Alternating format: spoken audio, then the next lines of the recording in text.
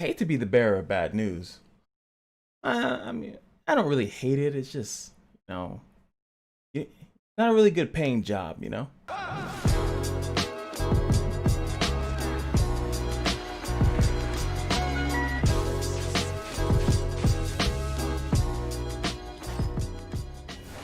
What's going on, guys? It's your boy Cash, and I've been really thinking long and hard and deep and all that good stuff about FC Iris. I forgot to do my snazzy punchline. This video contains conspiracy theories, just a hint of logic, and is 100% MFO. And I kind of wanted to just briefly talk about something that, you know, just it's more of a, like, I think I'm going to title this, be careful or something like that. Now, as we all know that FC Iris is 110, 20,000 trillion billion jillion percent going to counter First Guardian passives, right? We're pretty much all assuming this, and that, you know, no one's gonna really deny that. That's kind of what it comes down to. And if it happens to not do that, then false advertisement might be right up the game. I do think that that's the case, but actually that's not what I'm here to talk about. I think that it is going to work as intended. My problem is that working as intended, I do have a slight concern that I wanted to put this out before. I don't think that's, I think I heard that she's not coming in this reset, but she might come in the next one. But I wanted to just do a quick video to just kind of voice a little bit concern. Now, the first concern is going to be the shift of the meta. Now, we all know that the biggest issue that we have here is going to be with the Dragon Emperors, the First Guardians, whatever you call them.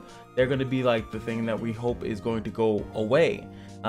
If enough people use FC Iris, that, you know, then hopefully that mechanic will pretty much make it that if you use a barrier-based character that in any way, shape, or form, regardless of how they do it, that Iris is going to counter and be detrimental to your team if you have that on you.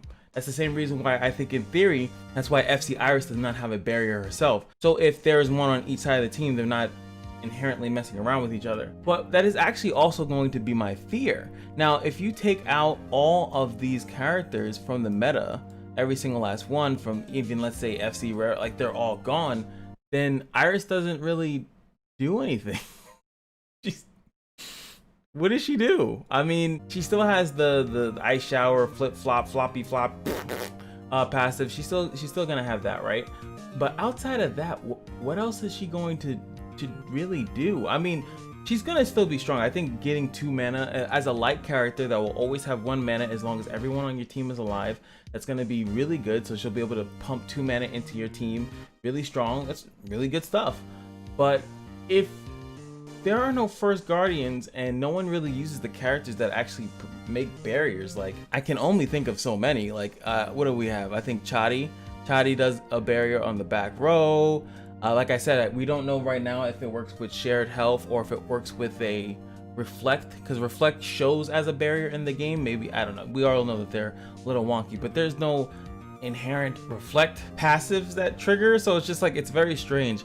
And like I said, we all assume that it's going to work against First Guardian. If it doesn't, and it's like, oh, she counters those dastardly chatty players, then it is what it is. But I just find it weird. It's like kind of how the First Guardians came in and nerfed AoE to a certain extent, right? So you can't use AoE. Now, also keep in mind that FC Iris does it per round. So yes, you can trigger, you have a little bit more flexibility when you are fighting, but then eventually, you know, the barriers will come back up, and also you can still kind of use them because you can just snipe out the Iris. But we know what happens when you can snipe out targets is that there's still going to be Bathory. Bathory Iris is going to be a big thing, you know, Bathory Iris plus First Guardian. So I don't really know if she's going to change the meta. Either she's going to be perfectly fine in it, like she's going to be an additional character, you lose one character, add her in there for some stability, but either she's going to change it, be useless, or she's going to be involved in it and then the meta doesn't change and now you're not happy for what you thought was going to change the meta in the first place. I hope that makes sense. I really do. Because it just seems right now that I've seen a lot of videos so far. A lot of people are very hyped and they're very happy. I got my Discord channel. Everyone's kind of, you know, pretty much in the same spot. People are happy. You know, like I said, it's just, I'm a little bit skeptical on this move. Now, obviously, a lot of people are going to cry power creep, power creep, power creep. You know, you release one thing, and by the time you can summon it on the string, which, like I said before, is, in my opinion, free to play. It allows people to save up and then go for that string and acquire 3 of specified units that you might want. You might only want one, which that kind of sucks that you think that way. But if you want all three, then it's kind of a good deal in my opinion, because at that point you're pitying. Like if you look at it from a 28 pity, right? Like a gold pity, you get two of those characters plus one for, and you're paying a little bit more, but you all getting three of them at the same time. It's weird perceptional BS. But now First Guardians, if they're trash, then I mean they're still going to be good in PvE, right? So Iris is not going to ruin your PvE stuff, right? But in PvP, I'm just a little bit skeptical, and I kind of want to know what your guys' thoughts are on this. Do you guys think that there's a possibility that, hey, you know what, maybe Iris is just gonna be another tacked on, kind of like how FC Annie, just another tacked on character into the same meta? Like you're still seeing 2 to 3 First Guardians, but you just added in Annie in there. Like it's 2 to 3 First Guardians, Bathory, and an Annie, or some people do 2 to 3 First Guardians and then like Rachel or something like that. Like, is this going to open up for characters like Janae to come into the meta, or like some of these more oriented like AoE characters that really can't survive, because if they AoE, they're going to pretty much die or are gonna cause too much trouble? And maybe I can actually use Frankie more, because they'll remove those barriers and then they'll get ticked by the Fear of the Abyss. My account might skyrocket honestly with Iris, but like I'm just a little bit scared of that, and I wonder if anyone else was thinking on the same page as me. Like you might just be an add-on to First Guardians, because she only takes it away per round, and it gets stripped, then yeah, but she doesn't take Dragon Blood stacks away, you know? Like she doesn't take the Dragon Blood, they're still there. I mean, you can mitigate that by the 2 turns, which they did change in the buff, they did change in the update, so it should work more properly. So in that case, there should be less Dragon Blood stacks, the barriers should be weaker, and she'll remove them anyway. So it's just like, she should work technically, but is she gonna be the end all be all? Is she going to be so good at her job that then her job becomes useless? I think that might happen. Let me know what you guys think, because I didn't really touch on how it's going to affect the meta, or how is it going to affect the game. It's obviously, like I said, I might have tittle-daddled on like it's going to counter First Guardians a little bit, but I started thinking like, but if you don't run First Guardian, like if no one runs First Guardians anymore, you're just putting her in there for 2 mana, as you're putting her in there for like a mana generation, which is still good.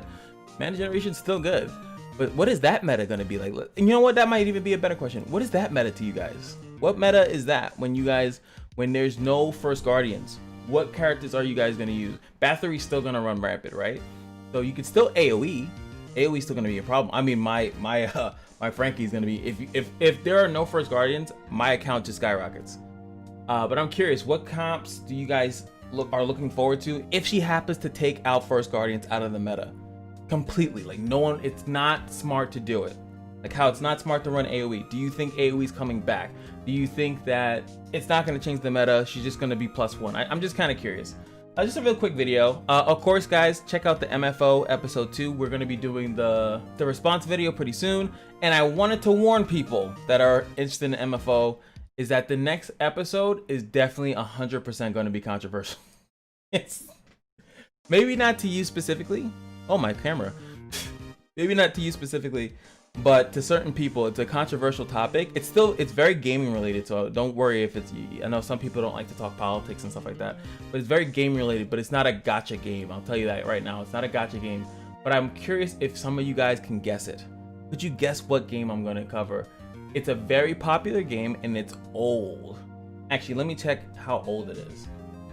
It's a series of games. A series of games that came out in 1996. Very old. Very old. So hopefully you guys, you know, if you're interested in guessing or whatever like that. But that's all this video is. I just kind of wanted to spark that debate up. I don't know. I thought it would be funny. It's such a specific counter to something that it doesn't hold so much weight outside of that, I think. And I think that that's very interesting. And remember how we were also saying that Iris was going to be a really good, you know, ice shower character as well. Like she's going to be able to be in that meta, but technically she's not. She doesn't have a barrier. She doesn't give a barrier. So if you want a character that's going to give a buff, you have to go to DeviousSketcher. He's the only one currently so far, and who knows what they might change in anyone else's kit, you know? So very interesting stuff. And that also might be good for Valentina. If Iris can open the way for Valentina, because if you guys don't know, Valentina has 2 damage over times. Her S2 and S3 on her base kit have damage over times, which aren't good in the current meta. So she might be opening the pathway for them both to be in the same team comp. So awesome, you know, really cool stuff that can be happening. Very, very good stuff. I think regardless, her presence is good. I hope that I made that clear. It's good. But as far as like you getting her, like you don't necessarily even need to summon for her if her presence in the game takes out First Guardians, and then you just benefit from it anyway. You can have them all leave the meta and you don't have to necessarily summon for it, because people can't put a First Guardian in their team, because if they get matched up against First Guardians, they're gonna lose, you know? So it's her being in the meta for like a week or 2 could just change it completely. Like you're not gonna want to run that. Just like you don't see, like I said, I'm talking in circles, I'm sorry, but you don't see certain characters because of that. You don't see AoE characters because of that, because you just can't run that risk. You're just gonna lose in PvP. Anywho, that's gonna be it for me. Make sure you guys like, comment, and subscribe. Like I said, a lot of things coming on the way. My birthday's in a couple days, and I'm trying to launch a bunch of stuff on my birthday. So look forward to that as well. So yeah. Just remember that every day at the casino is your lucky day, and I'll see you guys in the next video. Peace.